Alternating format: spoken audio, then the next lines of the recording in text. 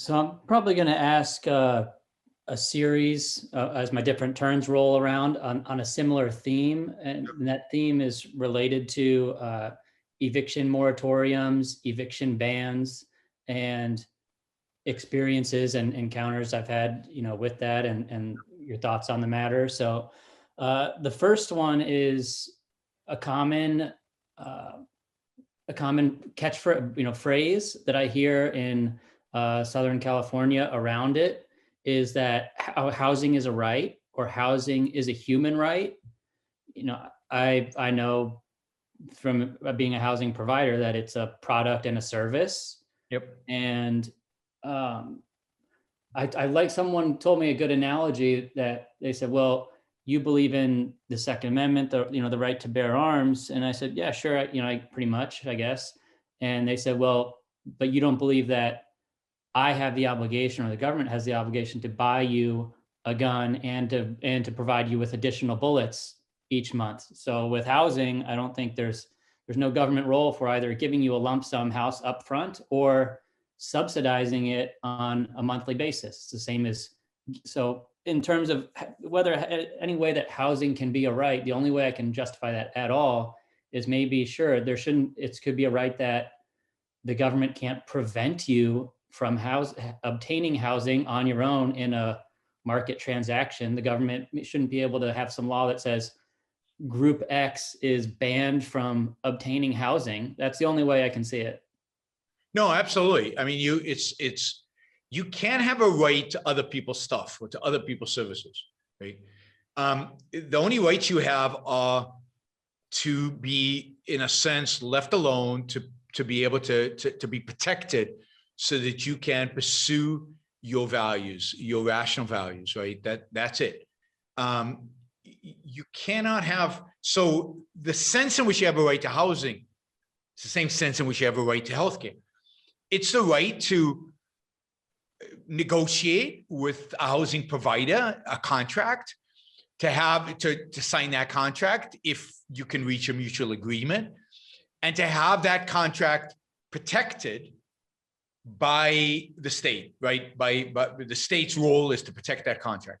So you have a right to have, the contract, your property rights, if you're the apartment owner, protected from people violating their contracts or violating by using force against you.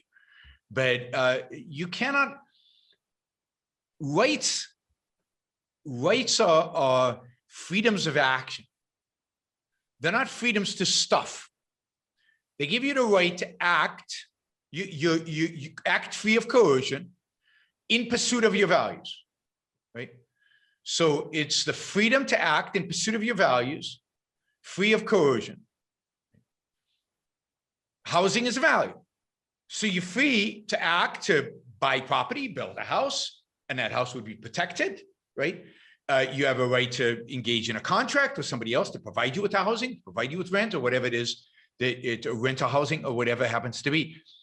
But that's it. It's a freedom to action. It's a freedom to pursue values.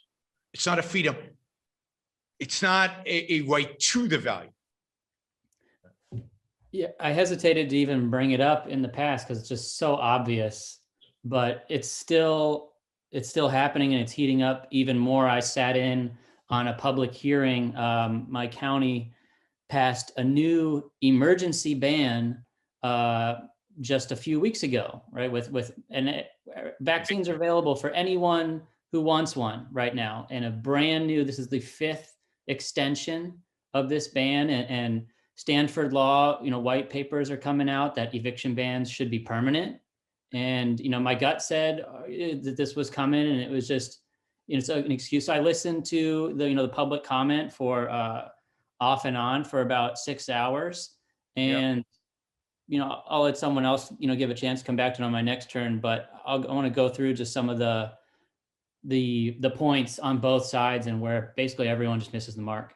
Yeah. And note that this is all driven by the morality of altruism. It's, I need something, it's your obligation to provide it.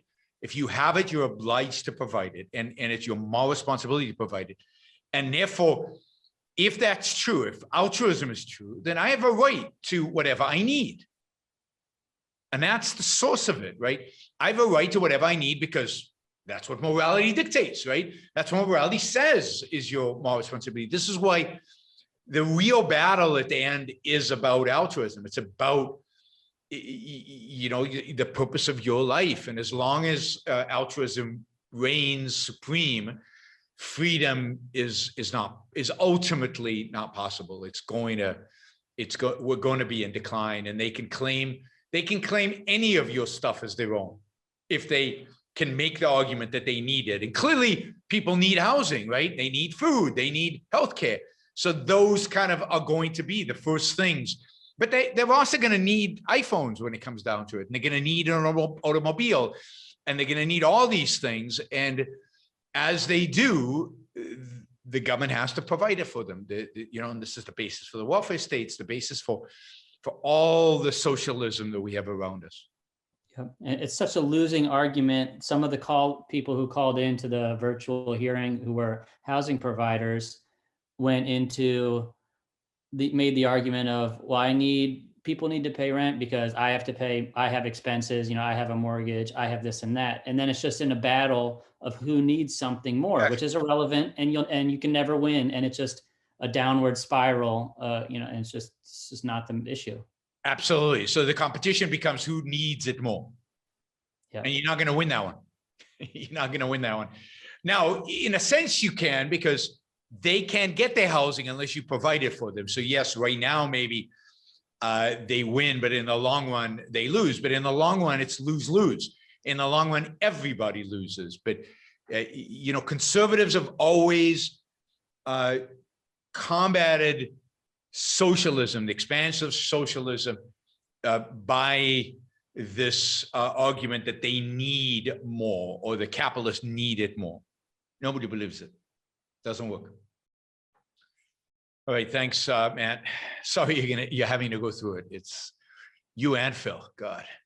And to begin with, I wonder if I can ask you to capsulize. I know this is difficult. Can I ask you to capsulize your philosophy? What is Randism? First of all, I do not call it Randism, and I don't like that name. I call it objectivism. All right.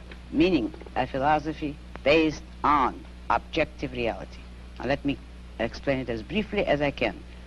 First, my philosophy is based on the concept that reality exists as an objective absolute.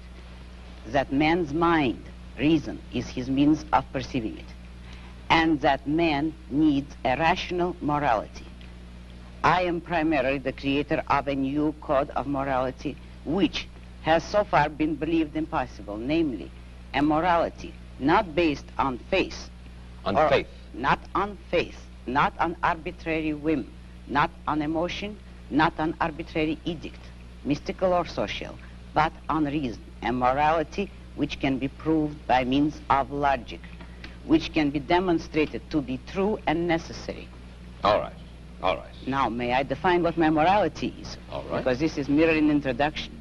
My morality is based on man's life as a standard of value.